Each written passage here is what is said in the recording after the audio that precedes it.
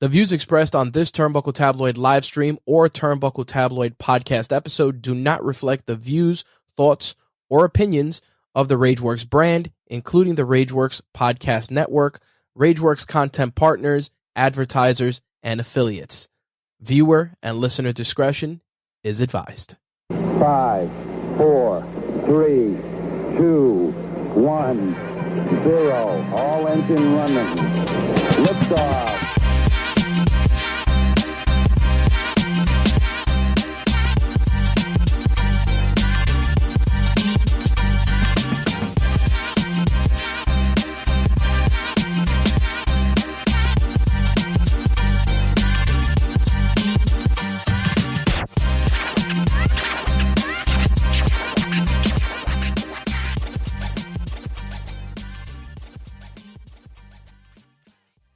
Yo, this is Calvin Tankman, and you're listening to Turnbuckle Tabloid. Give me that fucking mic! Turnbuckle Tabloid, cutting a promo.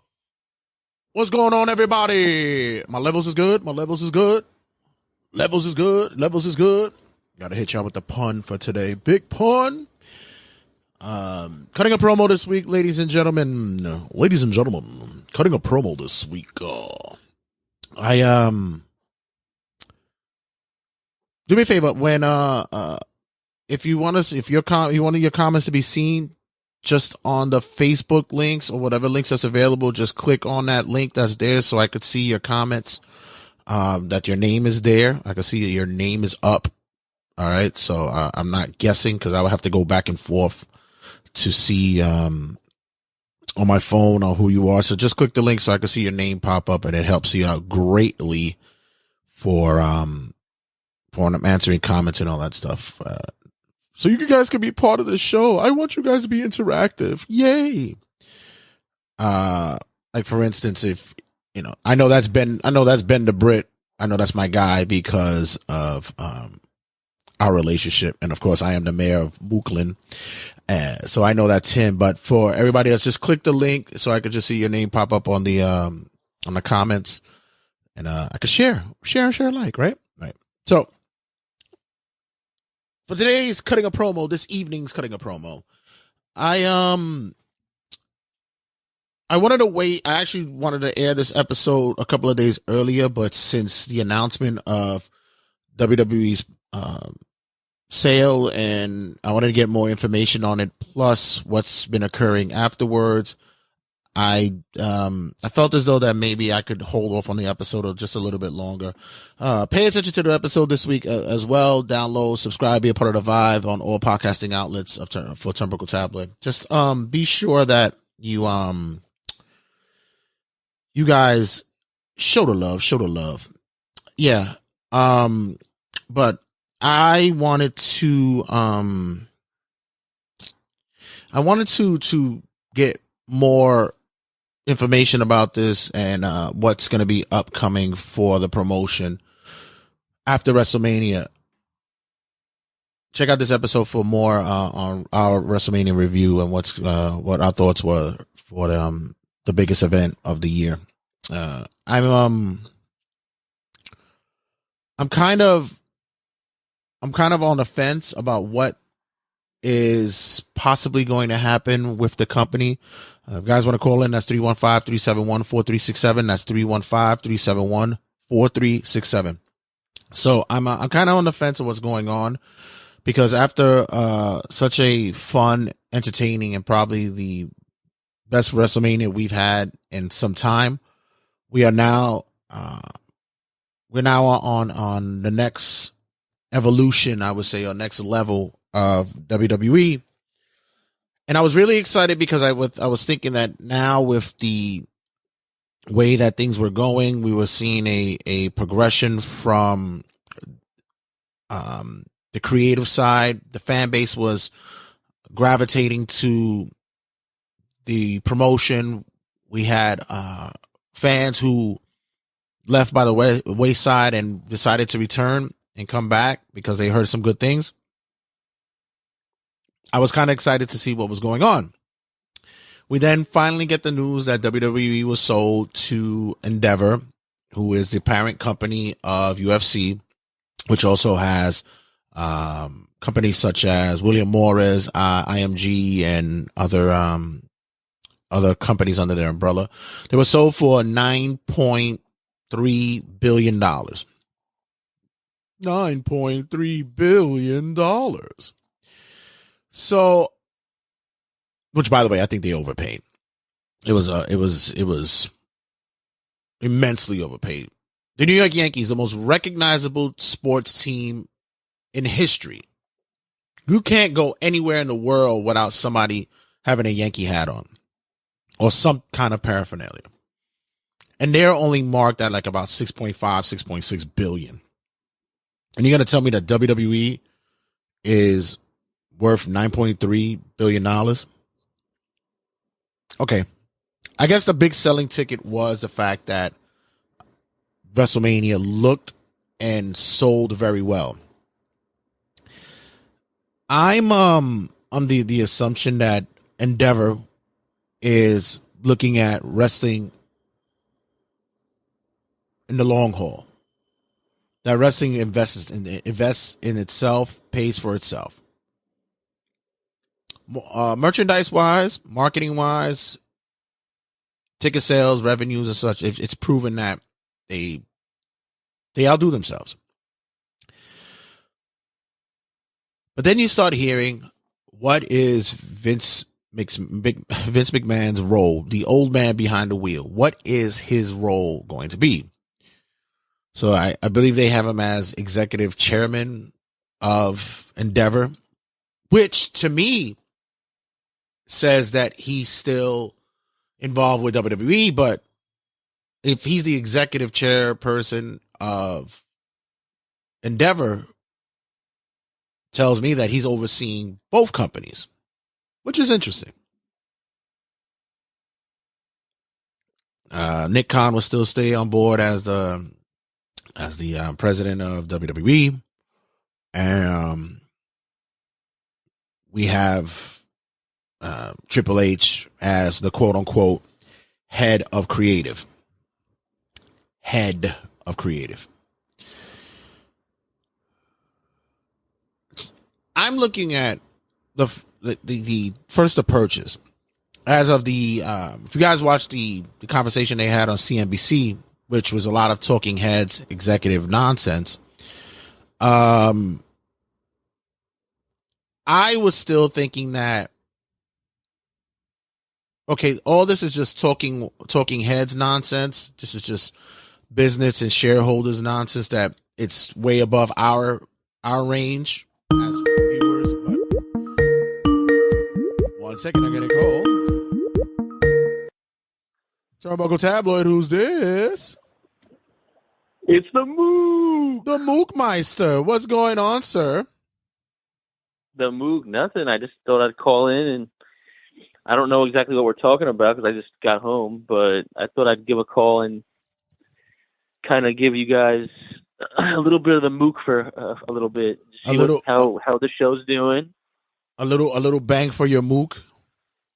A little bang for your Mook, and WrestleMania just happened, so I thought, nobody's asking for my opinion, but I thought I'd chime in and just listen, hear you talk on the phone. Oh, thank you, Ben, for clicking on the link to show so I can see your screen name. Ben has before I continue, Ben has a comment. He says, I'm kind of confused with the whole promoters with the sale. Like, is there something happening with UFC 2 or WWE and cohorts with the UFC? It looks like it's just it's a purchase of two companies that's going to be under one production umbrella, one conglomerate. Yeah. So what I got, yeah.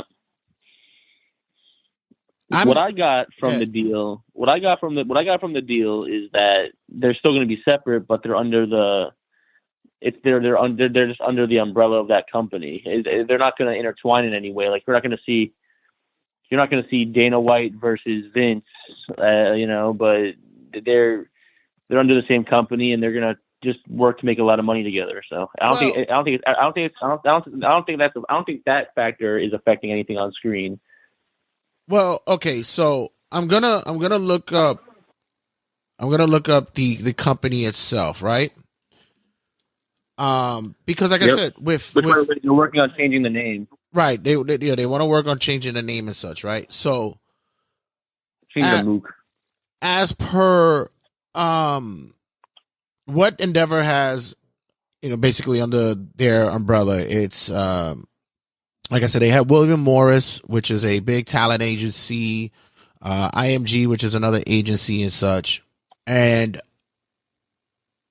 with Ari Emanuel, who was a big talent agent years ago, which by the way was, if you ever watched the show Entourage, he was basically based on that character, on Ari Gold. It just seems as though like it's just a connection of putting these pieces together. For instance, sports and organizations that's underneath Endeavor is the Diamond Baseball Holdings, UFC, Professional Bull Riders, excuse me. The Bull Riders, yes. Yeah, EL, the EL Sports, which is a esports league, and WWE. Okay. Other outside talent agencies, now they have the WWE talent agency, Dixon, and like I mentioned, IMG. So this is a company that was spoken about in the possible purchases of the company. Comcast, the Saudis, Netflix, there were others that were in, but you kind of got the inklings that there was a relationship going on with Endeavor and WWE because of the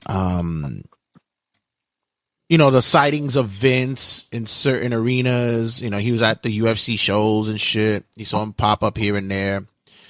And I can't say that I'm surprised by this purchase. What's your thoughts about it, Matt? I'll be the first thing that came to my mind when I saw it on the news was, at least it's not Saudi Arabia. Because that would have been a fucking, they would have booked Andre the Giant versus Mankind at the next show, not knowing that Andre's been dead for 20 years. That's how we'd have just got like Amos and just white faced him or some shit. Almost with like the singlet. Yeah, we just fucking Andre singlet. Yeah, we just did some fucked up shit like that. We just white faced him. Like, I feel like that would have been a bad move. And I don't know if you saw the interview with the lead guy from Endeavor and Vince on the news or whatever, where they basically were saying like, this must be a tough pill to swallow. I mean, this is a family run business for God knows how long, since the beginning, and all that shit. And Vince kind of just said it's a good move. I don't know. How do I say this? I think it's a good move to have them and UFC paired together. I know it's not going to affect anything on screen, but I'm not mad at Endeavor buying WWE. I'm mad that Endeavor sucked Vince's dick, and now they gave him the ego boost for him to come back and now ruin the company again. Because that's what it was. Vince was okay with staying home until Endeavor said, did you see the way he blew him on that fucking interview? Oh, yeah, definitely. He should have just took Vince's belt off and sucked him right there, because that's basically what he was doing. He was like, I would have refused him not to be a part of this. And that, of course, Vince being Vince, really? I thought I was done. No, we need you, Vince. And now Vince is back. I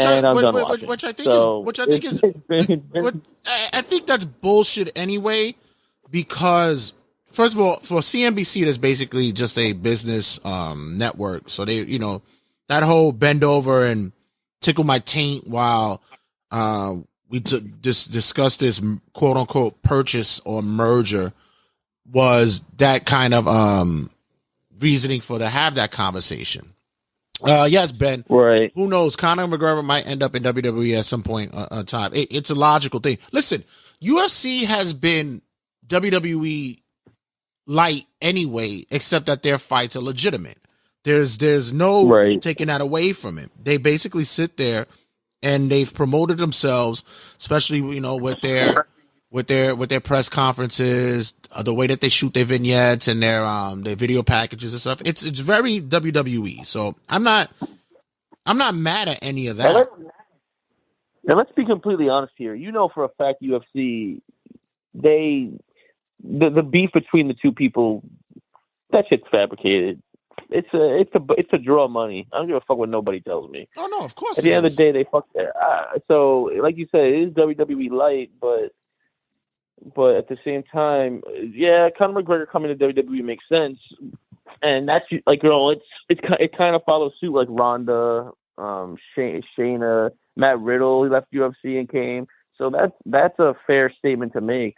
But my main focus of this story, my main focus of this tale, is if Vince McMahon is fully involved again in creative, and he is in Gorilla every week, this company is going to fail. Okay, so everyone's going to want to leave. So give me your thoughts at the possibility that Vince was in Gorilla on Monday this past week. So if it was just a thing because he was in town for WrestleMania, then then it is what it is. I'll be honest. I actually watched Raw this week. Can't believe I said that, but I actually did watch Raw this week, and it looked all over the fucking place.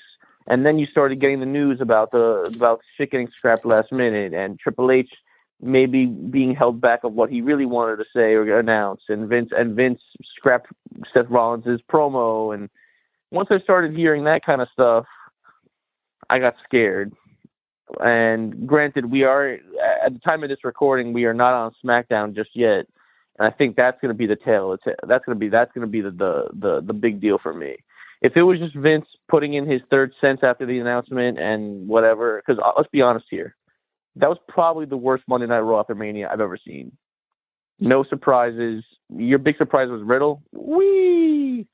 Brock Lesnar is beating the shit out of Cody. Fans got cheaped out of a fucking really good tag team main event. So the show sucked. And it had Vince written all over. Vince basically pissed all over the script. But if it was just a Monday thing, I'll be okay. If we find out he is in Gorilla on SmackDown, which is not in Hollywood, then I'm going to have a problem. And then I'm going to start going like, all right, I'm done. And it isn't even a known fact that wrestlers in the back stated online that if it's true that Vince is coming back and being involved, they want out. So I don't see how that's going to stand. I don't see how him staying in Gorilla is going to stick, because the company is the morale's going to go all the way down again, and it's going to turn into a fucking nightmare. Well, it leads me to say about certain aspects of that conversation they had on CNBC, and also what other people are believing to have going forward with the company. First and foremost, Ari Emanuel had mentioned that, you know, because the big focal point, the high point of that conversation was the fact that, is Vince going to be back in control? And Vince said, you know, for the main aspects of, he started to sound like old Groucho Marx. He's a bit, you hear it in him. He's a bit weathered. He's seen the test of time. It's finally catching up to him. So he's like, you know, for main stuff here, I'll be involved, but I'll be in the weeds for the rest of the other things. And it's basically just saying, it does sound awful. Yeah, he's gonna be around. That's basically what it's saying. I'm gonna be around, motherfuckers. And it kind of reminded me of when you hear of him being in the gorilla position, that it's him sitting back in the captain's seat, going, okay, I remember how the controls used to work. Let me grab the steering wheel here. Whoa, that went kind of, I forgot how much the Jimmy to the left that way. Let me hit the throttle. Whoa, I forgot that how you can't, you got to ease up on the throttle. Can't pull up too hard. I think that's exactly what happened. And like Triple H was behind him, like shaking his head going, Jesus Christ, Vince, this is fucking utterly ridiculous. I want to hope and have the aspirations as such that it's more along the lines that, yes, that Vince was there for WrestleMania weekend, and it's like, hey, Ari, check out what I can do. This is what I used to do back in the days. Watch this. Hey guys, watch this. Hey, I want you to change segment 5. I know we're 2 segments away, but change segment 5. I'm going to get rid of it. So, and it's like, hey, Vince, look at you. You're doing great. Triple H is looking at Ari like, like, get him the fuck away from the throttle. Get him out of here. And there's videos of the crew walking up to Seth in the commercial break and scrapping his entire thing. Well, there was already talks about that. They talked about that there was no real issues there. They were fine with that. That wasn't fine. But I did see pictures and audio of videos of segment producers, like you know when you go to, because we've been to shows, when they have the producers around the arena, that they were handing out papers, changing segments on the fly, and they said they haven't done that since Vince was involved. So yeah, there is some element to the truth that he was there running the ship. Yep, and I think a lot of people can agree with me on this, that if comes SmackDown, which by the way, the SmackDown card sounds great. You have Sammy and I think Jay in the main event. You have Imperium versus the Brutes.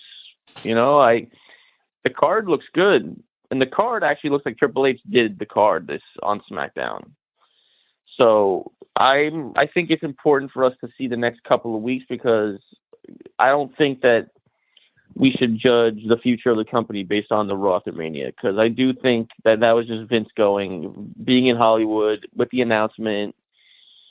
That might just be a one done thing. You know what I mean? So I want to keep the faith. I want to keep hopeful, because it's either going to go one way or the other. And let me tell you this right now. And I know I'm preaching to the choir. Listen, I know you guys watch every week, so I know I shouldn't be the one saying this. And yes, this is obvious.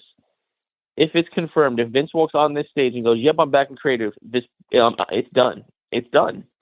The company's done. In terms of the viewer base, people are going to riot. And I'm not. And I know, at the end of the day, there's still going to be fans, and there's still going to be. I will still watch, but that roster is going to run faster than life. Triple H damn near saved the company in the past 2 years, and if Vince comes back, well, AEW is about to get a lot of viewership back, because WWE is going to suck balls. It makes me laugh, because that roster will run away as fast as people do when they see fucking Vince and his creep stash. That fucking mustache just. Which, by the way, someone on Facebook was like, "Who does Vince look like?" Wrong answers only. I'm like, Walt Disney.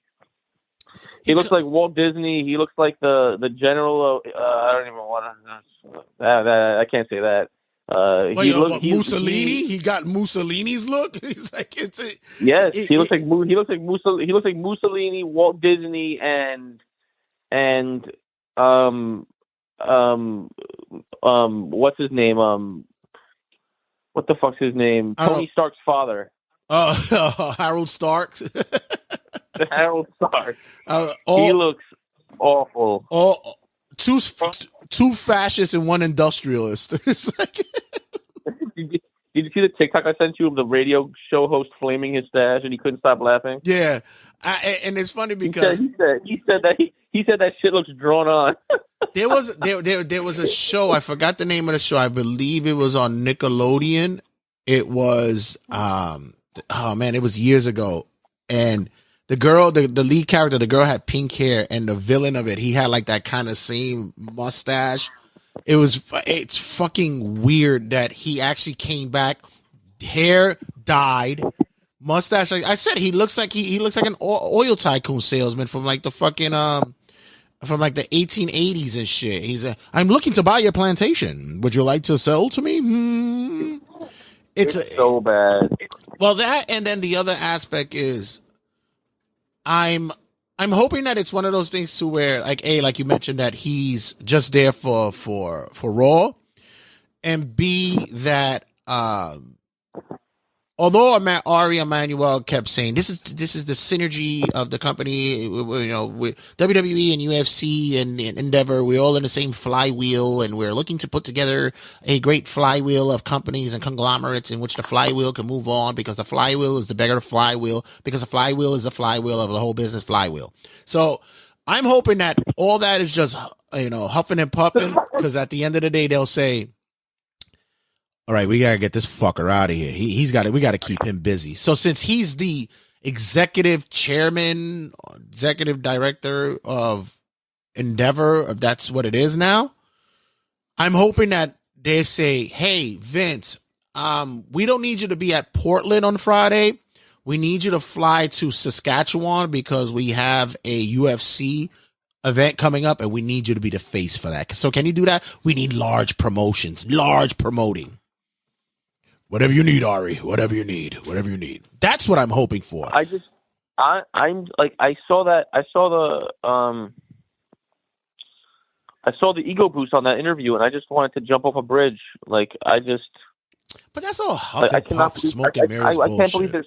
But it's like a proven fact. It's like a proven fact that he can't do creative anymore, and they're blowing him so he thinks he can. No, but I said, I think this is just them blowing smoke up his ass in front of the cameras to just say that. You know, as somebody put a post in one of the groups that I'm in, and it's saying, they say, well, you know, you guys were fans of Vince years ago, but that's why you became a WWE fan because of what he did. Yeah, that was fucking 40 years ago. That was 30 years ago. That was at the time. When they said Vince is the most iconic person in creative. Yeah, WrestleMania 1. Yeah, but here's the greatest thing ever when it comes to that thought process. Vince in the early 90s, possibly early to mid 90s, was presented to opportunity to invest in UFC by his son, Shane McMahon. Shane McMahon brought it to, hey, Dad, I think that we should think about looking into this UFC thing because, you know, it looks like that they're drawing eyes to the company. What did Vince say? Nobody's going to buy into that shit. Whoops. Look who bought you. This is the same guy, instead of using Twitter, Facebook as a social media reach to people, he used tout. I remember that. I don't understand. Like let me ask you this question. Mm-hmm. From a wrestling passionate wrestling fan as yourself. Mm. Let's just say it's true that Vince does take over creative, and let's just say that he is in Gorilla every week, and let's just say Triple H. Let's just do a hypothetical here. Breaking news: Vince is back in creative, and Triple H goes back down to NXT. What are you doing? I mean, I have to watch it one way or another because of what I do here. Yeah. As a fan. Yeah, as a fan, I mean, you watch it like forget the show. As a wrestling fan, what are you gonna do? Because if I heard that news, I'm done. You gotta watch it. You gotta watch it as a clip show. I'll wait until he croaks. You gotta watch it as a clip show. You have to. As what? To shit on it? I mean, I'm like, as a fan, you connect to it and you watch it as a clip show. Do you know, if you're a genuine fan, you watch it as a clip show. You know, but listen, I'm not going to tell anybody, yo, if you're a true wrestling fan, you have to watch it, because that's like the same shit of me telling people, yeah, I'm a true wrestling fan and I watch deathmatch. I don't fucking watch deathmatch shit. I can't stand that shit. You know, if something catches my eye and I see something, goofy happen, I'll be like, okay, I'll watch, somebody posting something. But I'm not going to sit there and be like, well, I got to watch wrestling because I'm a deathmatch fan. I mean, I'm a wrestling fan. I got to watch deathmatch. No. I'll watch it the way that I watch, sports these days. You watch the fucking highlights. You can't watch every fucking game. You watch a fucking highlight if you got to. I think that it's important to just wait for SmackDown tomorrow night. And I think it's kind of like the thunderstorm before the tornado. Let's just hope it was just a thunderstorm and not a tornado. Let's just hope it wasn't a hurricane. Well, let's just hope that it was one storm. You're down in hurricane fucking town. You're down in tornado town. It's always you get a little rumbling early on. It might be looks a little something. Then the sun comes out and you're like, holy shit, we're not gonna get anything. Then all of a sudden it's like, everybody go to your bunkers. Run to your bunkers because their Wi-Fi generators don't break. Reach out to your phone. Please attend to your fallout shelters. Please attend to your fallout shelters. So honestly, that's happened too many times, dude. Not the fallout shelter thing, but the amount of time the sun came out, and I had to go do a luggage run, and I'm like, oh, thank God. And then all of a sudden, I'm in the middle of a run with a bunch of bags, and it goes boom, and like their bags get soaked. That's exactly I'm like, what it is. Oh, you motherfucker! That's what it's always said. The calm before the storm. That's exactly what it is.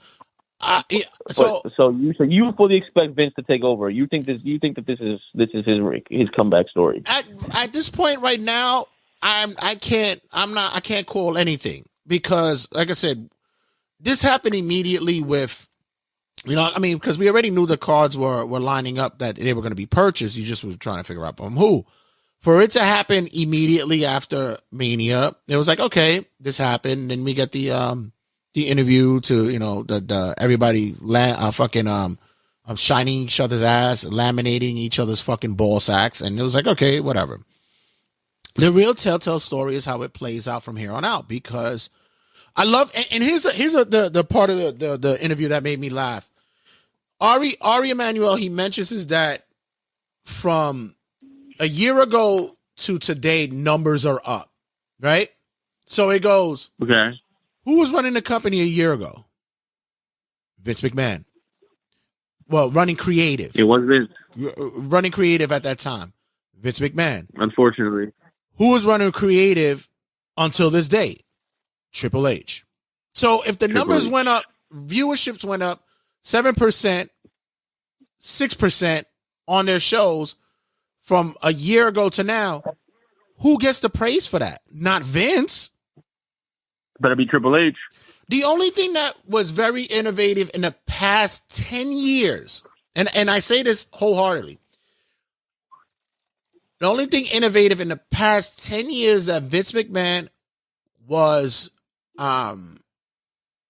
awarded with being a man of industry was the WWE network. That's it. Which I miss that big time. Right. But even still, you could go to Peacock. It's there. He was able to. I know, but I miss the OG network where like I look forward to like the Legends House and the documentaries that came out every week. It's still there. And, I don't know. It's all there. But, they just don't do any new shit anymore. Like I want Legends House where you could fucking see Jake the Snake smoke sugar packets. I don't fucking know. But but that's the only innovative thing that Vince and the clan did since that was 2016, 2017, whatever it is. That's the only thing. Everything else had been more of a Nick Khan move. Nick Khan was the one who said, we need to open up to bigger venues. We need to start moving to this place, move to this area. It was more of a later push by the Nick Khan machine to start generating larger audience. And it wasn't until Triple H took over creative on both sides, which is the main roster and NXT, to where they started drawing a little more eyes to that. Vince has just been riding along, waiting for the fucking the allegation storm to fly over. So he go, I'm back, fuckers. I'm back. Now with the purchase of the company, I'm really hoping that Ari Emanuel and Endeavor, what they do is that they just grab him and they tell him, okay, Grandpa, yes, you are. You are in charge of the company. We got an office for you here. Do you want to watch old porn videos? Just sit here, watch a lot of porn. There you go. Okay, Grandpa. So we have this office that has 4 walls and no door. No windows, and it's padded. Listen, we got 24-hour 70s porn. Vanessa Del Rio. We have Peter North. Whoever you want, it's on there. And look, they even have weight machines over here. Ooh, you like the gym, right? Here you go. Just use that. We'll sit you right here. Yes, you can make all the recommendations you want for WWE's creative. Don't worry. Just slide it to us on a piece of paper, and we make sure Paul will get it. Don't worry about it. Okay, Vince. Night, night. All right, bye-bye. Bye-bye. All right, see you later. That's what I'm hoping for. Someone says, so I'm looking on Twitter just for like responses and stuff and like feedback from the fans. And someone said Triple H has gone from being the guy to basically being what Paul Heyman was and what Bruce Pritchard was before. They're in charge, quote unquote, but at the end of the day, everything they say will get overruled. And it's frustrating. Do you think Vince is actually sitting there? And I had said it a couple of weeks ago where I said, do you think Vince really was going to sit there and allow WrestleMania, his baby, to be run fully by Triple H by himself? He wasn't ready to let that go. So, and so, people were making a mention, well, night 1 looked more Triple H, night 2 looked more like Vince. And I said, no, I think they all had the same project going in, the same idea going in. I just think that night 2 got hit with, the bug because of what happened with Finn, what happened with Shane. So that's just the nature of the show. But booking wise, I think that's what they wanted to go with. From here on out, it's going to be interesting because of how effective Triple H is going to be from here on out. I don't see him being that kind of subordinate to where he's just dragging along Vince's ridiculous fucking mustache and hairline and fucking hair coloring, because that's what he has to do now. I think right now, there's conversations going on with him to say, listen, just relax. The storm will fly over. We can get this back. Just make sure you keep the roster cool. Because like you said earlier, I think this will be the point in time where this is a mass exodus, where everybody's like, yo, fuck this. If this guy stays on, I'm not going to be here. Well, Drew McIntyre is a good example. Supposedly his contract is expiring, and I think he's one of the people that would definitely leave for another company. I think there's a good group of people that I know for a fact would get the fuck out. And you know what's crazy? I don't think Cody's one of them. As much as people say it, I think Cody's going to stay. I think that which, by the way, we haven't even spoken about WrestleMania first between you and me because I work and all that shit. But let me tell you, everyone who's bitching about Cody losing, it's called long-term storytelling, douchebags. It's called Cena lost. The Cena redemption story that happened with The Rock is kind of being replayed here, and I'm not mad at it. Of course, they were going to make Roman Reigns hit the 1,000-day mark. Are you kidding me? Come on. I said it. I'm not mad. I'm not upset at it either. And I thought Roman's analogy fits it best, where he said, this is like baseball. Baseball's a long game. And right now we're in the 3rd inning. I thought that was a great way to put it. It is a good way to put it. And you know what? You know what's funny? Everyone said that they buried Cody at WrestleMania. I think if he won the belt, that would have been him burying him. I felt people's feelings as well when they said that. I got that as well. But fans would have turned on him the night after he won the belt, because they would have felt like everything was handed to him easily, and they would have felt like it was too soon, and it would have felt like it was a basic WrestleMania Royal Rumble winner getting the belt for no reason, and Roman Reigns getting screwed out of 1,000 days. Hey, regardless of who won, there would have been bitching all around. But you know what? Roman Reigns, him winning and keeping the belt was the smart move, because when Cody wins one day down the line, it's going to matter, and it's going to be the culmination of this entire story. Hey, and they're actually going to use the time to make a good story. Between me and you, I'm not even mad that Brock fucking did what he did to Cody on Monday.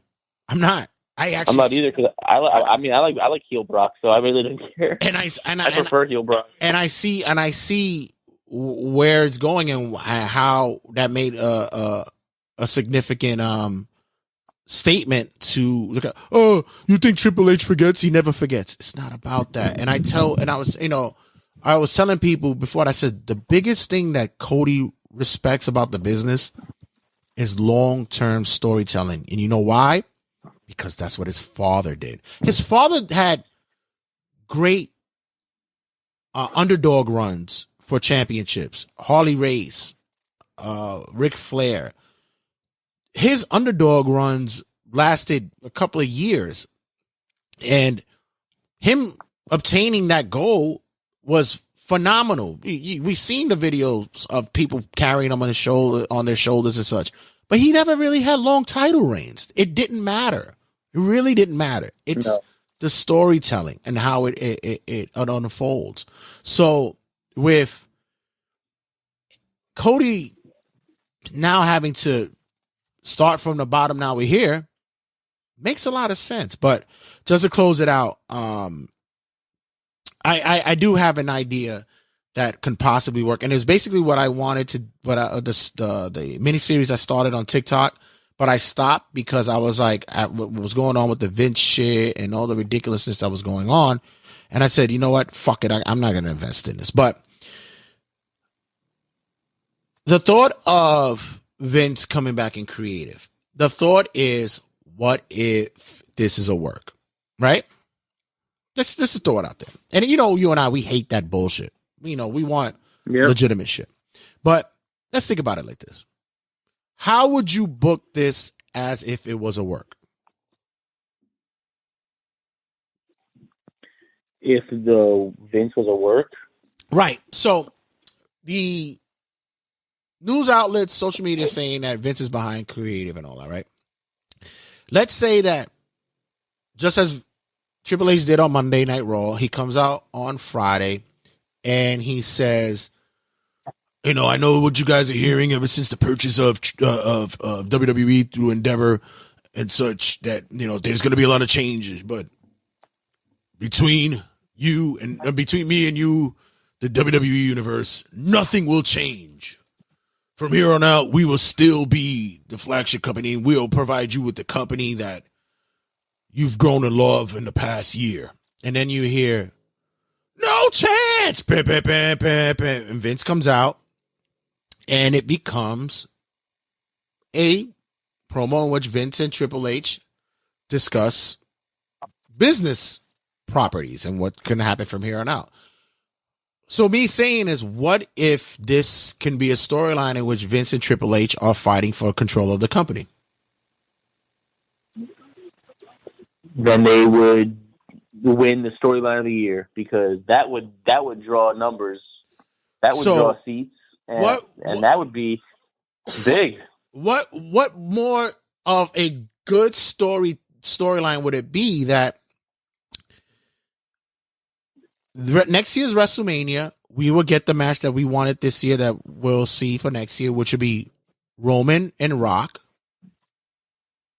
For not only for who is the true tribal chief, the head of the table, but also you have Triple H in Roman's corner and Rock in Vince's corner, because Rock is Vince's original property and Roman is Triple H's guy now.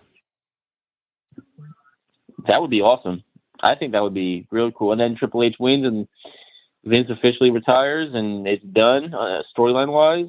I mean, yeah. Because remember, Vince is only on a 2-year contract with Endeavor. He only has a 2-year contract with them. So, regardless of what, the genetic jackhammer says he is, you're 78 years old, Papa.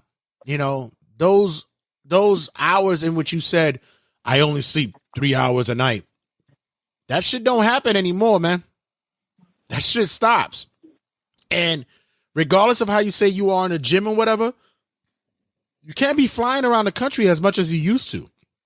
Don't happen anymore. No. Those hours got to start dwindling. Nope. Time catches up with everybody. But people are saying that on Facebook. People are saying maybe the travel isn't in his future, but the virtual in his office in Connecticut is. Okay, so what? There's a difference with him in the building than him on a screen. Like, there's a difference. Imagine they pull out the computer like they did with fucking in 09, but it's Vince's head. It's like MODOK. MODOK, but it's Vince. Right. And he just comes out and just starts fucking yelling shit. You see the next documentary of like behind the scenes of WrestleMania or the year coming up, and you see Vince like as MODOK on the computer, like next to Bruce Pritchard. He's the anonymous general manager. And it's like lagging because like there's bad Wi-Fi, and then Triple H goes, "Okay, do what I want," while it's fucking the internet's going off, and I don't know what to expect. I really don't. But let me tell you, I haven't really been to wrestling in the past year. We all are aware that 2 years, quite frankly. WWE has reeled me in recently. The Bloodline storyline is probably the best storyline we've seen in this era, this generation, this decade. And this Bloodline storyline will be in WWE video games 20 years from now. Replaying this, it will be in the hall. It will be noted in the Hall of Fame when these people go in. We're witnessing. Oh yeah, probably the best.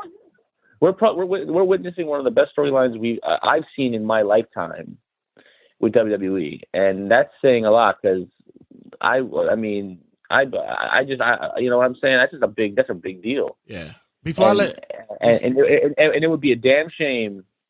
All I'm saying is it would be a damn shame if somehow Vince just took it, crumpled it up in a piece of paper, and threw it in the garbage, because we are witnessing Roman Reigns. We all said it. Remember years ago, Roman Reigns just doesn't. He doesn't have it. He doesn't have it. He's not gonna. It's not gonna work. Roman is being pushed down our throats. And now, quite frankly, we could say first ballot Hall of Famer, best heel in the last decade. Like, those things, they found the potion. They found the missing ingredient for Roman. Well, as a Facebook user, the Facebook user here posts, he says, after watching this past WrestleMania or wrestling period for the first time in years, I am a fan of Cody and his story. And that's what they're wanting to gravitate to. That's what WWE wants to grab, because it's easy to just give you away. Yes, Cody wins. Finish the story. No. You think Cody sat there and said, oh, fuck, you're not going to give me the belt? Cody said, okay, I like this. You know why? More TV time for me. More social media time. People will be hashtagging me. People will be adding me. This is going to be interesting. And that's what you want. I said the same thing about Seth Rollins and the Logan Paul situation. M2 Inc. was like, oh, why would Seth want to be in, why would they book Seth in this match? I said, you don't think that Seth didn't see the views that came along with him in the tag team match, him against Roman? You didn't think he said, book me with this kid? And what happened? He had probably one of the best matches in WrestleMania this past weekend. That's true. It's compelling. But my brother, thanks for checking in with us, man. It's been a long time since we spoke, and it's like old times, man. It brings a tear to my eye. It's fucking amazing that you checked in, man. Hey, man, listen, I saw you on Facebook Live. I was like, wait, he's live right now? I was like, fuck this shit, I'm calling. So yeah. It's always a pleasure, bro. Like I said, we'll talk off the phone about the smaller details, like in terms of Jay White going to AEW and all that shit, because I definitely want to talk to you about that. But it's been a pleasure. You know, I listen, whenever I have the free time, and something important like this is going on, I definitely love to tune in and come give you guys a call and put a little sprinkle of Mook on the show. So. All right, guys, when we come back, we have much to talk about. Night 1 and night 2 of WrestleMania, my review of what went down, as well as my review of WWE 2K3. This one is part My GM. This is my GM. We've already discussed Showcase. We discussed community creations and creator wrestlers and creations and stuff. And this week we are doing My GM. So don't want to miss that. So guys, don't go anywhere. Stick around. We will return. Check you guys in a sec. And for all you guys who are watching on the lives, love y'all. Later, fam. Don't go anywhere. Hold on.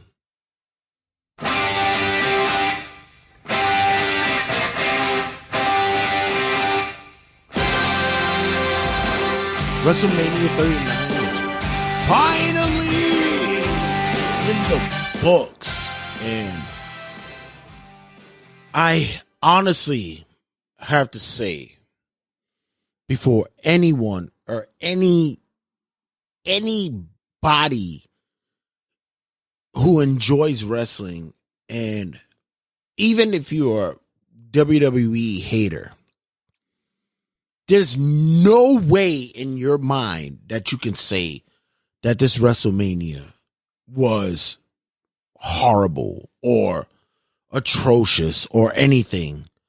That equates to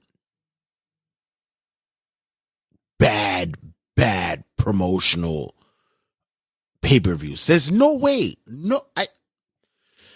Anyone who could have that discussion, bring them to me, because I don't see it. Can't see it. No way it can be done. No way. I get it. Excuse my phone because I have it on the table and it's going off, and there's a lot of people, and as of this recording, I'm doing it from the finishing of night 2 of WrestleMania.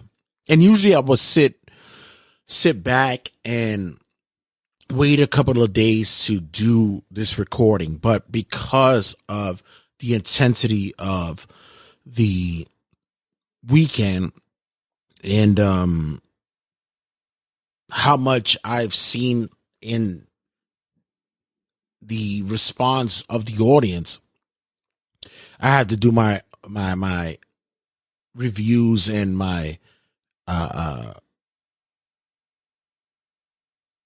overview of what occurred, because this is just it's insane that I have to start this segment with how negative people are taking this show. How? Foremost, I have to say that this is probably the best WrestleMania I've seen in years, honestly. And I'll explain.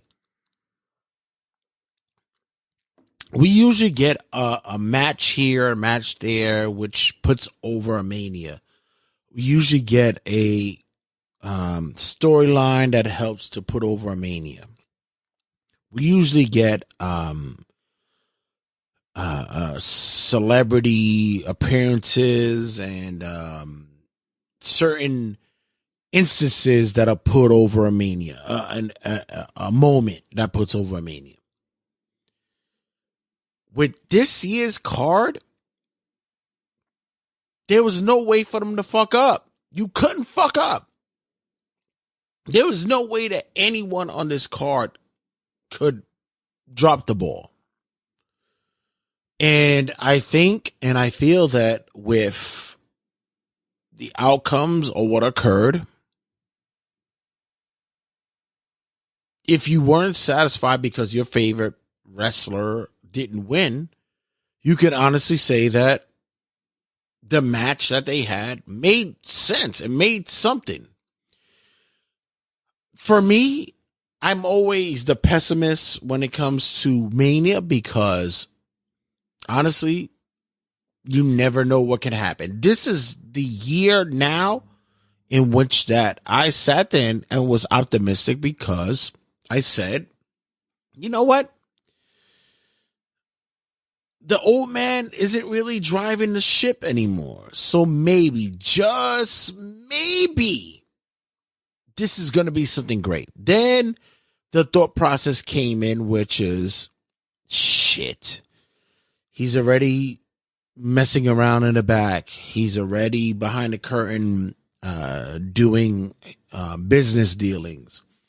And the real thought was, is he ready to let go of his baby to someone without watching it officially? And I think that with the talks of the company being sold, there's talks of him being sold to Endeavor, which controls UFC and such, which, by the way, if they sell that company for $9 billion, it's fucking highway robbery. But that's not what I'm talking about here. I'll save that for cutting a promo or wrestling right now. Any case, with what occurred going down, I thought this was a big selling point to anyone that wants to buy into the company and how to buy into the company. This show of shows, which has been labeled, is the reason for. I have to say that for me, this is probably the best Mania I've seen in years. You can argue and say what you want because your favorite wrestler didn't win. You could say the storyline didn't make any sense. You could say that there was still openings that were never closed or finished. But for me, I believe honestly, this WrestleMania was the extravaganza of all extravaganza.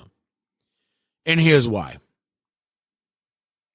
Night 1, match 1. We had Austin Theory versus John Cena for the United States Championship. You got the young upstart versus the legend in the business. And I did a cutting a promo on the last of the megastars, and John Cena is the last of the megastars in wrestling. Everything tied up so greatly in which they wanted to do. The Make-A-Wish, Cena coming back,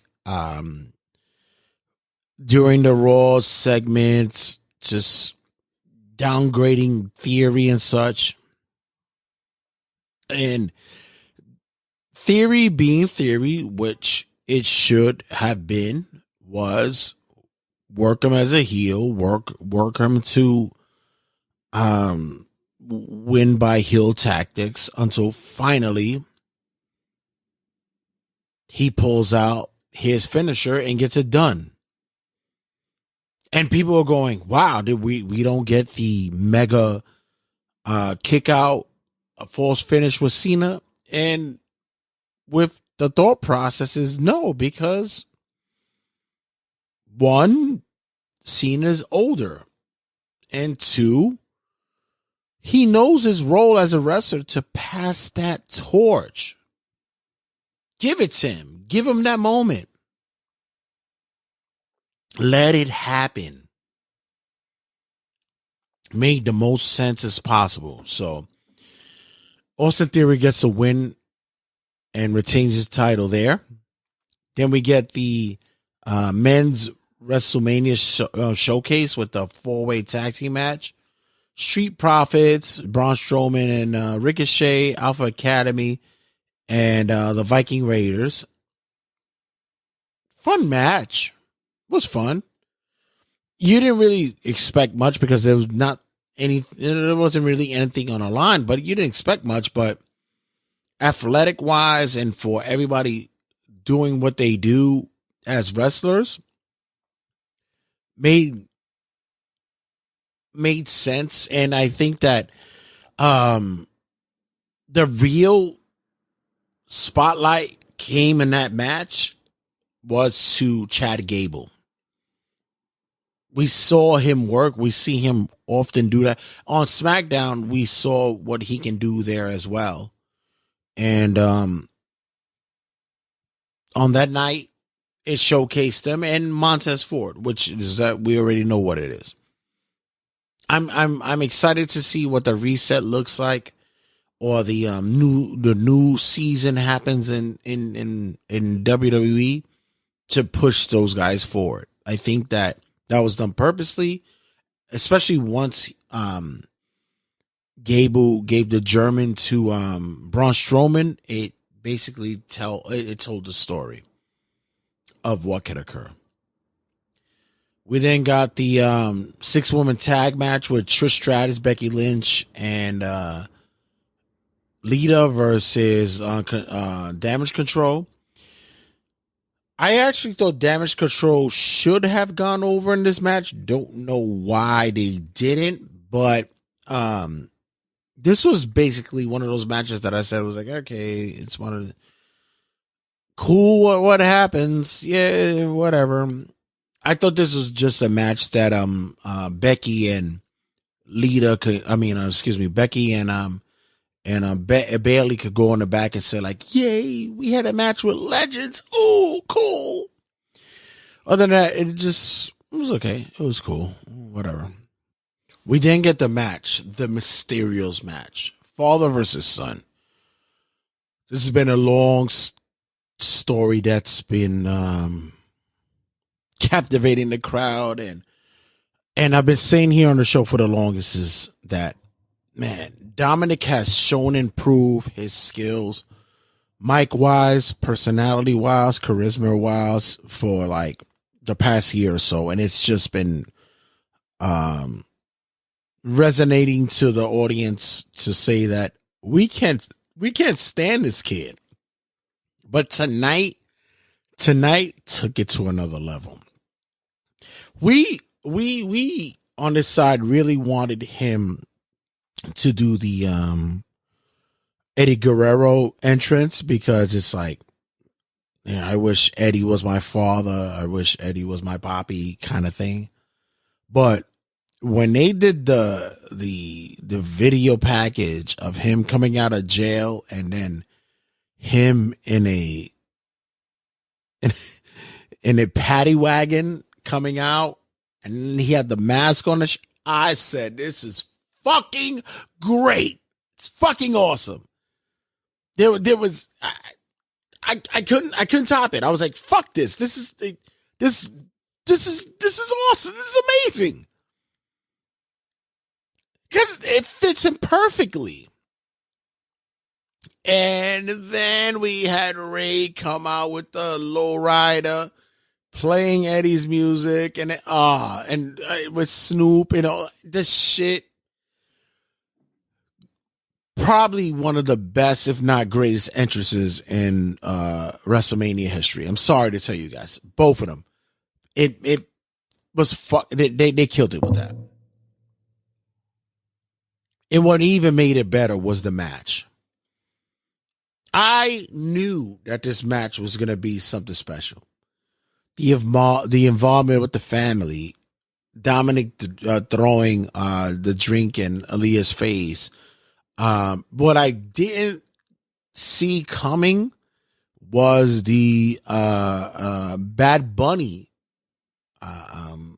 interference and such, because didn't know that he was going to be on commentary for this, which is leading to a bigger storyline because Backlash is going to be in Puerto Rico. So we might see something special going on there. Maybe Bad Bunny in a match against Dominic. That's this is what I'm telling you. Like, storytelling wise, shit makes a lot of sense. This is why I wasn't mad that Dominic didn't win. I'm okay with Ray winning, because down the line we could possibly see a retirement match or a you can't wrestle match anymore, man. Or a mass versus whatever match. I'm okay with that. We then get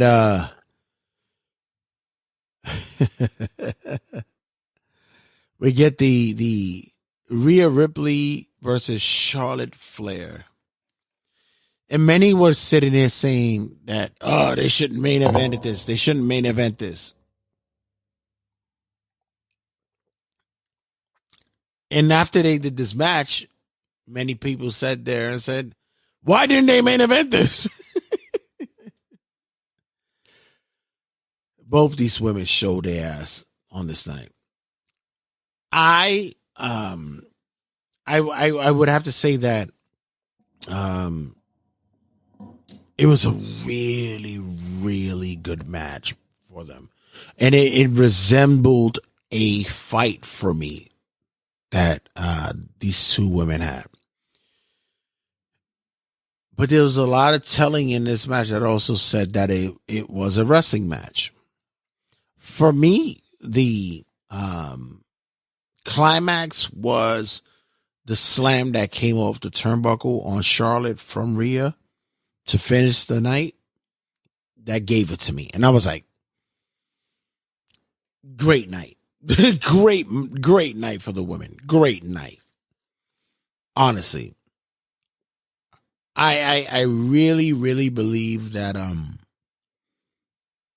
they did the right job by not having this as the main event, but it still kept the crowd involved, because we get the impromptu match afterwards would be Pat McAfee versus The Miz, who was the host of the night, and It was cool. You get the crowd pop with George Kittle giving the clothesline and giving the assist to McAfee against the Miz and what have you. I've always said that I'm more of a fan of a celebrity that loves the business than a fan that just is there for the ticket or just for the payoff. And Kittle's a big fan of wrestling. He's been a fan for wrestling for years. So for him to be involved, I thought that was fucking awesome. I thought it was great. Oh, I skipped over it. I'm looking at the rundown and I skipped over it. And I maybe I did it purposely because I thought it should be higher on the card. Seth Rollins versus Logan Paul. I spoke about this on the show with M2 Inc. and he despises Logan Paul and his position in the business. And I explained to him that you got to get it, that it's what draws eyes to the company. That match drew eyes to the company. And Seth knows that. The intro, the spot where KSI is in the fucking the cosplay outfit, and he takes a splash on the you don't really understand that to be a professional wrestler is not simple. It's not like picking up a fork and eating spaghetti. For you to get into wrestling, the kid has to have some kind of athletic ability and the ability to retain a routine. And sure enough, Logan Paul did that and he worked it. That match was, like I said, possibly my match of the night. Ray and Dominic was up there until we get the Usos versus Kevin Owens and Sami Zayn. Man. Oh God, man. Why did we deserve this? For the most part, everyone is sitting there wanting, why does Sammy get his title shot against Roman? Why Sammy does have to deal with this nonsense? But when you guys don't really understand wrestling and what the real story is to unite the friends to go against the higher tier to break them down slowly but surely. And this is what happened tonight. And the result was phenomenal, ridiculously receptible. It goes to say that with this company right now, stories are lining up. It was possibly, and you guys know, listening to the show, that how much I'm a great fan of tag team wrestling. This goes to the top of the list of tag team matches of all time, especially seeing who took the finish and why they took it. And the pop that they got and the reception they got made so much for the reasoning why this show finished off on night one on such a high praise from the listening fan base. And then, once you get to the press conference, and, I know a lot of you guys don't do that, but yeah, Kevin Owens and Sami Zayn paying homage to the Briscoes and shit like that. It just, it's fulfilling to know that WWE, not just wrestling, but WWE in particular, acknowledges that there's a world outside of them. And the matches they are fulfilling comes from that world. So kudos to that family, that group, and that creative. I still say Vince wouldn't have allowed that shit, bitch. Above all, everything, night one of WrestleMania has to be probably one of the best Mania nights we've had in some time, honestly. Up and down on the card, I couldn't see much of a hiccup. Even the 6-woman tag match, the impromptu Pat McAfee Miz match, entertaining, all up and down entertaining. It makes me feel good that wrestling can be fun and entertaining again, especially on this stage, and how much eyes were on the product this weekend. But it wasn't done yet. No, not by a long shot, ladies and gentlemen. We have much to talk about. So when we come back, just do a little interlude. I want to discuss my WWE 2K23 review, my GM. I'll go into that. And then night 2 of WrestleMania, the rundown that I give you. So, guys, don't go anywhere. Stick around. We'll return. Check you guys in a sec. What's going on, everybody? Tony G here, better known to the world as Josie's Boy, aka your girl's favorite artist. And today I'm here to tell you about my company, Painted in Blue. Painted in Blue is a creative house established in 2017, and we specialize in handmade custom leather goods. We coined the term luxury minimalism because we believe even in your everyday life, no matter how much running around you have to do, you can still stand out and be fly. We create everything from luxury handbags to wallets and some of the best leathers you can find that you would love to carry on a day-to-day basis. So if you believe in looking fly while you handle your business while pushing fashion forward, make sure you guys go to paintedinblue.com. Don't forget to follow us on social media at _Painted in Blue on Instagram and on Facebook at Painted in Blue.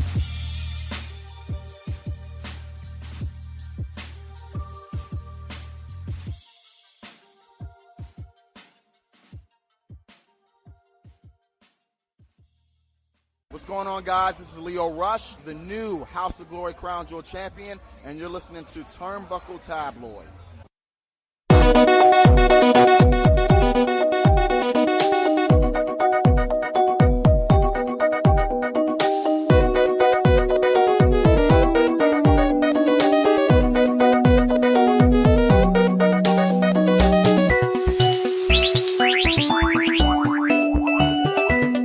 WWE 2K23.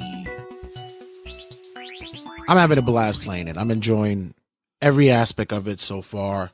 So far, I've covered the creation suite. I've also created the WWE Showcase with John Cena. And on this side, I'm going to look at the My GM mode. My GM was presented in 2K22, and though many have played it, some may say that they were hurt by it because it was limited. There weren't much belts to have. It seemed as though that for 22 it was just a starter for the portion of the game.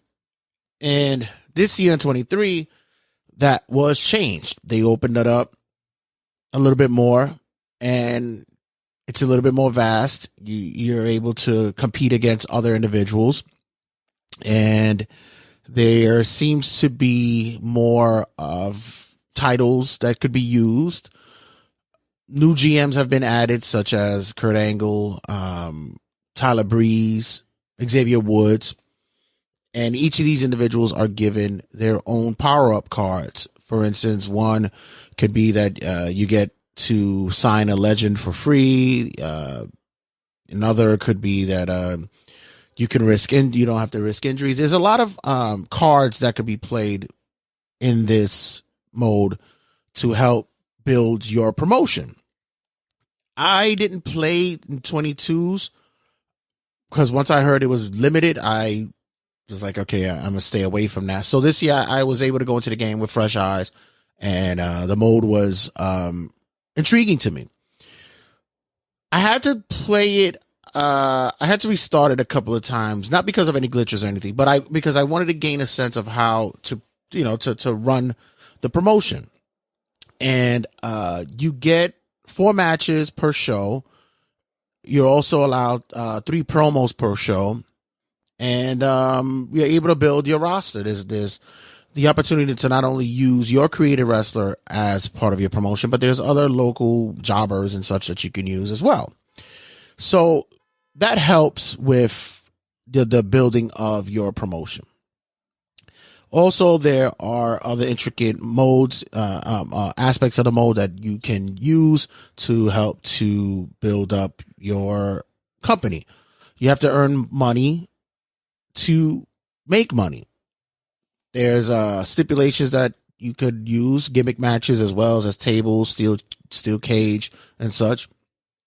And I found that for you to have a successful show, I'm one of those that I enjoy a slow build to a pay-per-view. So, for instance, the pay-per-view that I have to start off was Hell in a Cell. So I like to have a slow build of rivalries and such that occurs in there. But in this mode, in GM mode, it seems as though that they want you to do the extreme of the extremes. It's almost as though, far be it for me to say, is like if you're booking AEW Dynamite, that you're going to be sitting there having the ability to have a table match every fucking show, or an Extreme Rules match, or a Falls Count Anywhere match. You have to book that way rather than just have wrestling matches. I was kind of thrown off by that. I was a bit perturbed by it because as I went head to head with other companies, it seemed like my show was always floundering because I book differently. You have the ability to play the matches as well, to build up the said match and such. For instance, I played a match. It was Cody Rhodes versus Chad Gable. That's who I drafted in my for my promotion, and it was the main event. And the match was going well, but I wanted Gable to win by DQ. So during said match, I was able to get a kendo stick and hit Cody over the head with it, and got a DQ. Fine. Seems as though that built a good rating for the card. I then proceeded and I said, okay, let me see if I can book just extreme matches on there, like I said, to tables match and such. And it seemed as though that when I booked that way, it was getting a better response. The whole show was just gimmick matches, and that kind of bothered me because I wanted it to be that there was more of a build up in the rivalry to get to there. There was even a match that I put together where I thought that it would make sense for it to be part of the storyline, and it was labeled dull. That's what they actually had.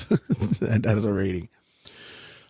So that kind of like threw me off a little bit. Then we have the roster come in, and they'll message you and say they feel that they could do a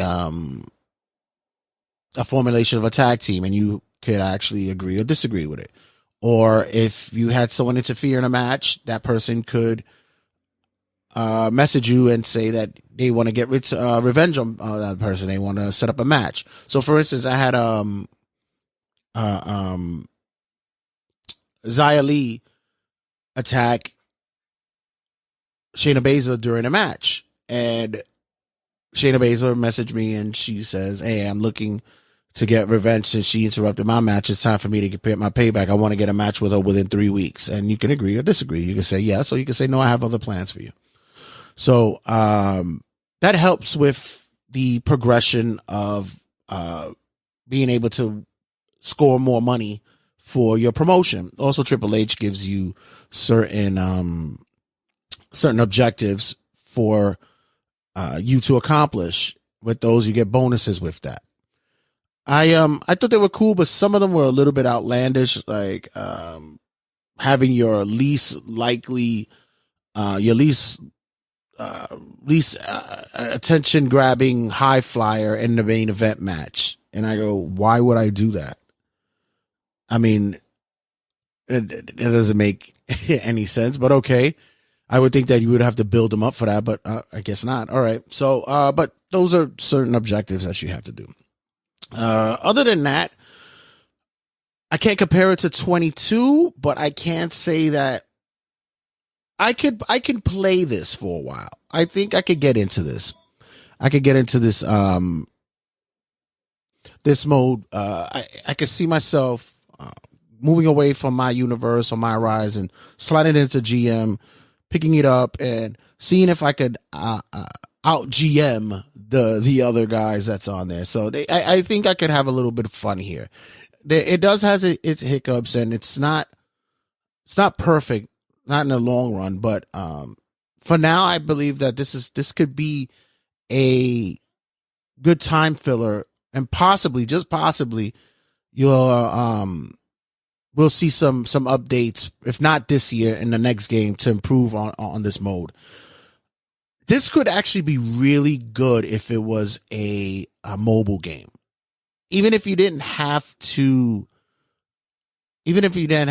play the matches yourself, I think that My GM here would be a great mobile game for Android and iPhones. It's something to think about. So, what are your thoughts so far if you're playing WWE 2K23? I put up a post on Facebook the other day. Just want to know your thoughts and what you've been playing, what modes have you been playing, what matches have you been booking, and much more. So, guys, don't go nowhere. We'll be talking WrestleMania Night 2. Shoot, please. We'll be back. Check you guys in a sec. This is the COO of WWE, Triple H, and you're listening to Turnbuckle Tabloid. Download and stream from all podcasting outlets like iTunes, Google Play Music, Spotify, iHeart, and all podcasting outlets you can listen to.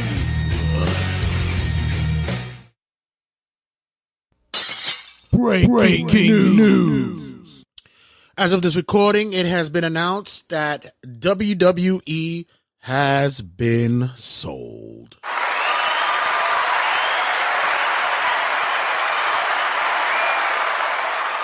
Endeavor, the parent company of UFC, has purchased, as it's going on the ticker, the WWE. I have more about this in the next episode because I want to get full coverage and full understanding of how this goes and how it went down. But just my quick thoughts of this. A, thank God it wasn't the Saudis. B, question, what will happen now to WWE programming, the PLEs, the premium live events, and going forward from here on out? Also, what can we expect from here on out networks wise? Will we still be with the USA and the Comcast company? We shall see that. And more questions. It's I have a lot to go by. It was when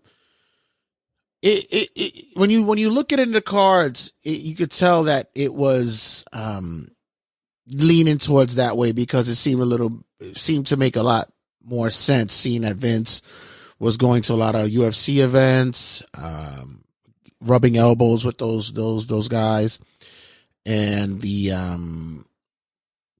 it's this might be the right call, but we shall see. We'll see how it plays out. Like I said, I'll talk more about it next episode because this needs to be researched a little bit more. But nonetheless, we're on WrestleMania Night 2.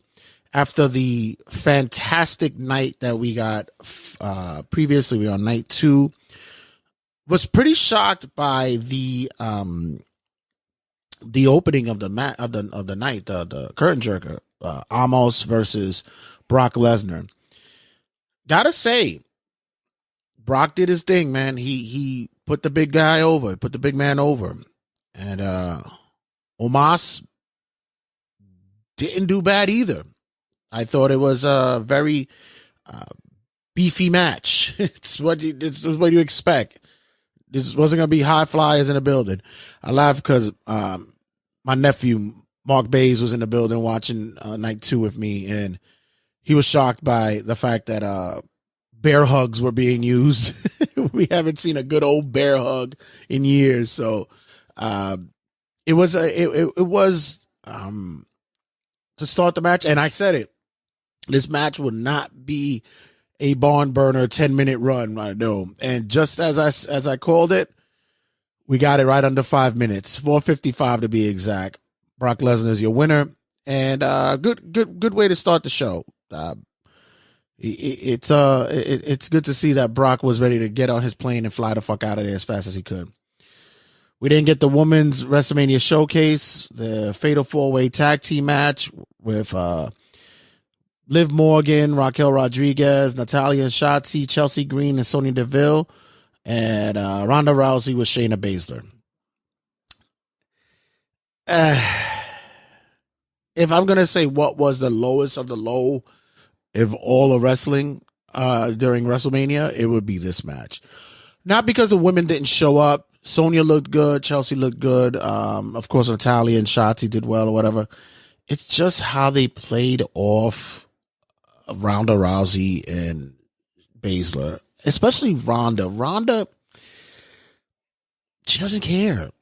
And mind you, like I said, I've said this before. You don't have to care for your job to do your job. I mean, there's many people who don't like their fucking job and they go to work. They have to put in the work. This one here with her, I just think she just doesn't want to give it. I think she's just waiting for that contract to just ride out and get the fuck out. Or she's just enjoying the payoff. She's regressed greatly. And I think if she's just going to be a heat magnet, fine. But Jesus, act like you know what the fuck you're doing. You look terrible out there, and you're making Shayna look fucking bad as well. So Rousey and Baszler get the win here. Don't really give a fuck. Didn't really care. Then we talked about beefy. We then get the triple threat tag team match for the WWE Intercontinental title. We get Gunther versus Sheamus and Drew McIntyre. Wow. What can I say about this? Well, here I go. You got what you expected. It was hard hitting. It was man on man action. My brother was in the crowd for night 2. Shout out to little big brother D, or big little brother D, because he's taller than me. He was in the crowd, and I texted him. I said, "Can you hear the chops from where you were at?" He was like, "Yeah, definitely." That said something. That says a lot. The storytelling here was great. There's so much that can play off of all three. Excuse me. Oof. Hiccups. That's what happens when you get drinking ginger ale while doing the show. A lot of these men played off of each other very well. And I said there's Drew, recapturing the title that he first won years ago. There's Sheamus trying to lock down that Grand Slam. And then there is the dominance of Gunther. And that's what we got. We got the dominance of Gunther, who takes the win here in a great, great match. I want them to show that title has precedence, that it means something. And that they did. Just change the belt, though. That fucking belt is hideous. We then get, for the World Women's Championship, we got Asuka versus Bianca Belair. Bianca's intro was cool as hell, man, and it's so sweet. And it's unfortunate that we hear that the little girl who was doing the contortionist that was doing little flips and rolling around, her mother had passed away that morning. Oh, that's fucking dreadful. But still in all, the entrances were, even Asuka's entrance was cool as hell too. But the match itself, once again, hard hitting. Women left it out there. Asuka wasn't gonna let up. Bianca showed her strength. There was spots that, the crowd was in it. You heard the Asuka and EST chants. I actually thought this might have been the moment where we saw a double turn, but I'm also possibly believing that this could still occur come Raw. There's a lot that can happen on Raw tonight, so we shall see how this plays out. But Bianca gets the win here, and her streak continues at WrestleMania. Will she be the next Undertaker? We shall see. We get an impromptu match after. Was this before and after? I know Bobby came out with the Andre the Giant trophy, and it was like, yay! And then, okay, whatever. So we get the impromptu match. It was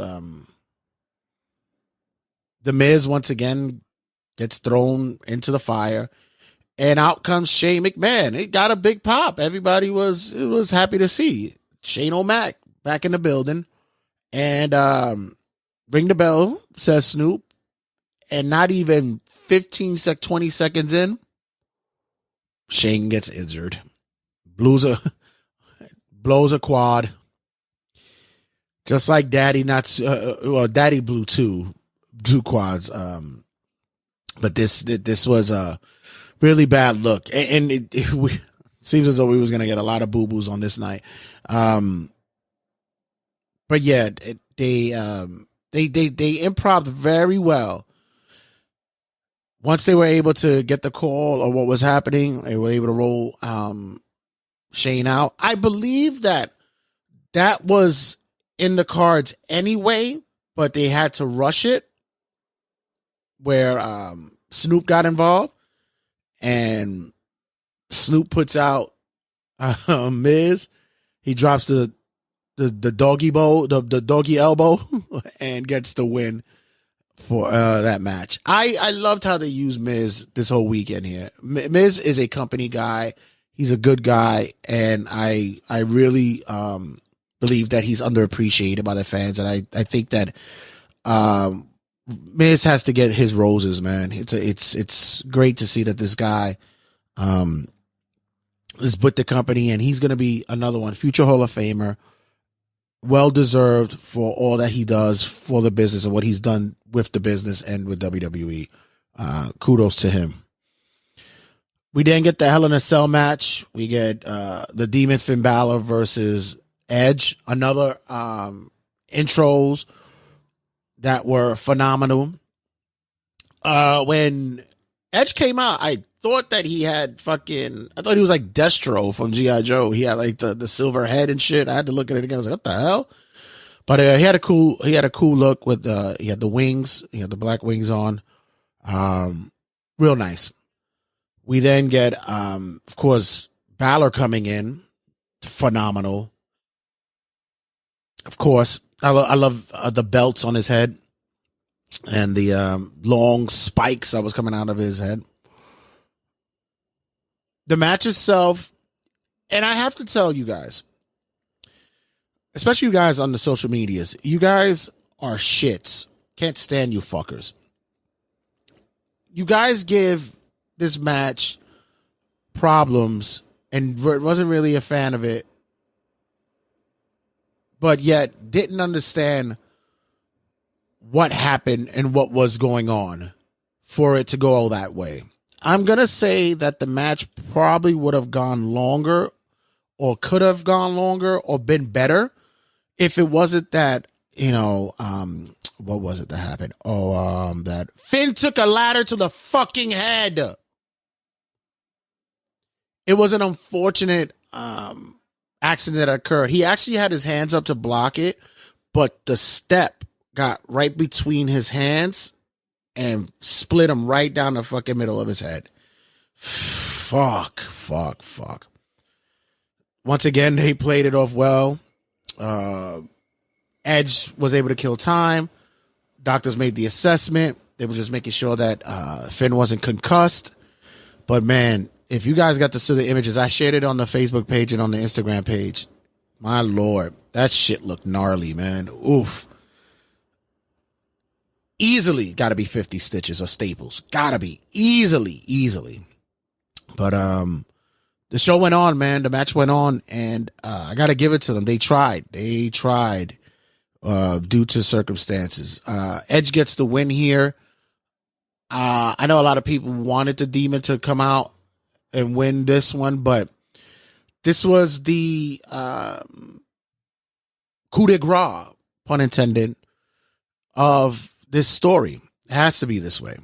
Edge has to walk away, and the Judgment Day has to start something new with someone else and become an engrossing faction. They have to start the takeover again.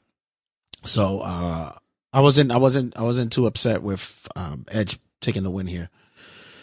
And finally, we come to the main events. We get Cody Rhodes, the American Nightmare, versus the Tribal Chief, Roman Reigns. The build-up, the feel, the atmosphere was amazing. Cody coming in. He had the Cody Vader. That was great. We didn't get as much pyro as we thought we were. I thought it was going to be more of bombs over Baghdad kind of fucking fireworks going on, but it wasn't too bad. As soon as Cody started hugging his family and such, nephew Mark Bays was like, "Yeah, he's losing tonight. He's losing tonight." He did all that. I thought it was so touching, and this is why that regardless of companies being at war with each other, competing against each other, the one thing that is significant is that wrestling is wrestling and family's family. Cody had negative one out there. Brody Lee's family was there, and that was beautiful. He gave him his weight belt, and yes, the belt he gave him had the writings on the back of the belt of all the promotions that he worked in before coming back to WWE, which is really cool. I thought it was a real beautiful moment. I mean, look, you saw the Hall of Fame. Malachi Black was there. Buddy Murphy was there. It's at the end of the day, come on. It's just wrestling, guys. That's all that fucking matters. We didn't get Roman's entrance, which, by the way, the reason why that they had to fucking have Cody kiss his family and all that is because Roman came in being played in by 6 grand pianos. Do you know how much of a pain in the ass it is to position them shits? That was cool, though. For the most part in this match, I thought the storytelling and the false finishers were the key element of these matches.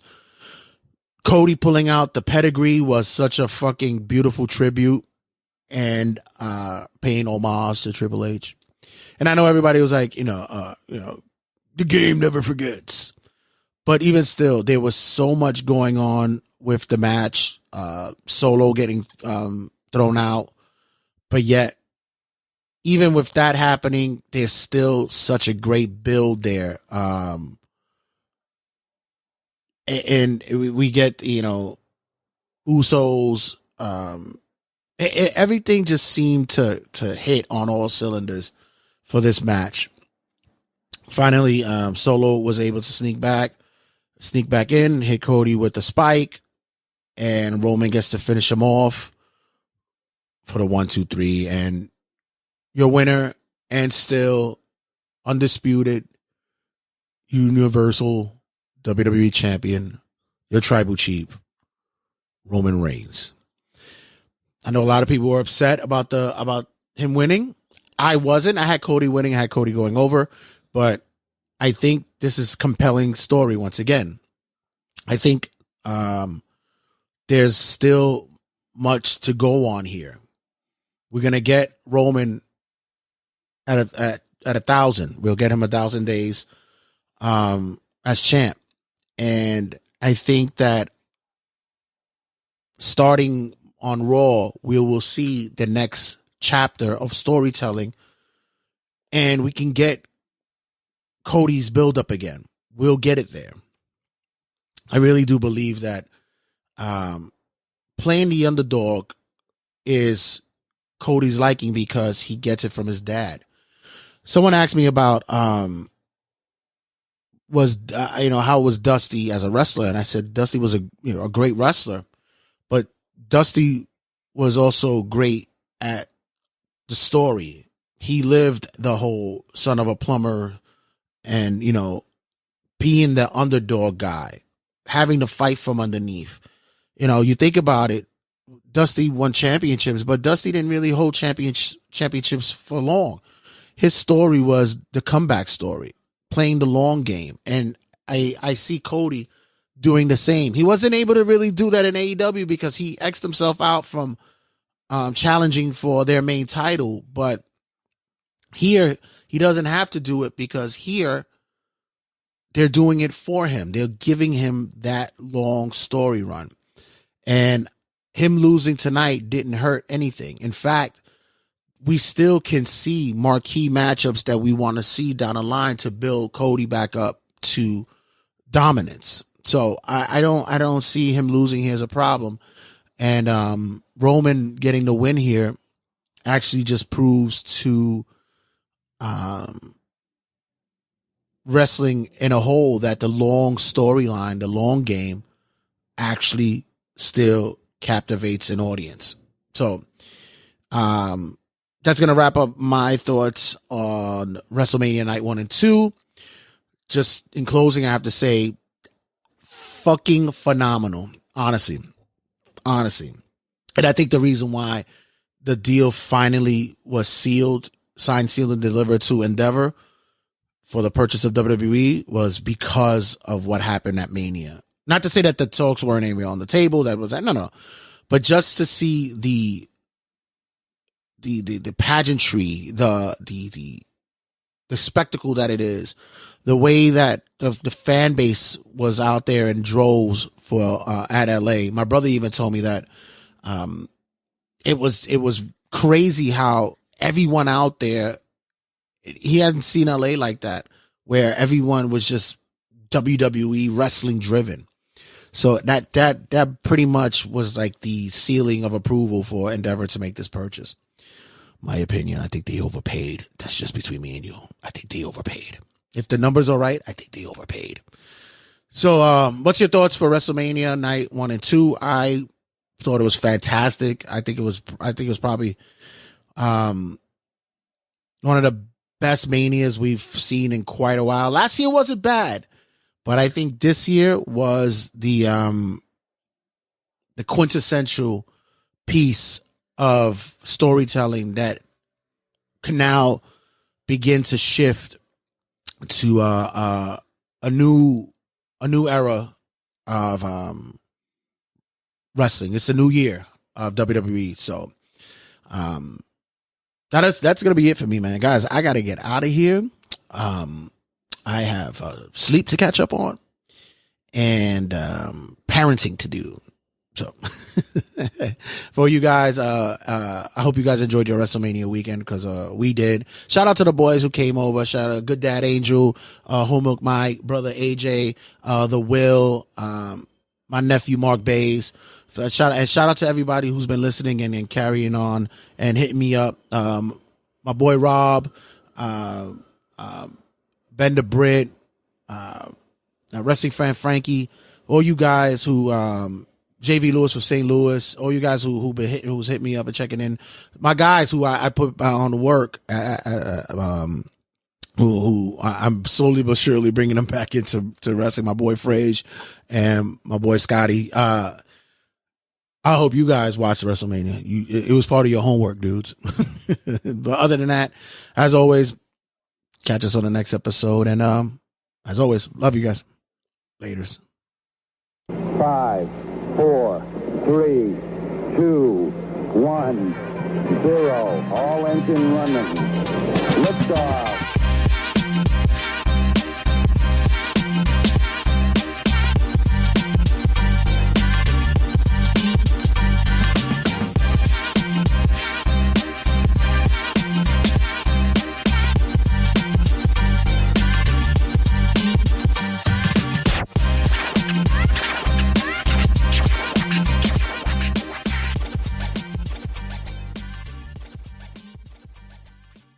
Turnbuckle Tabloid.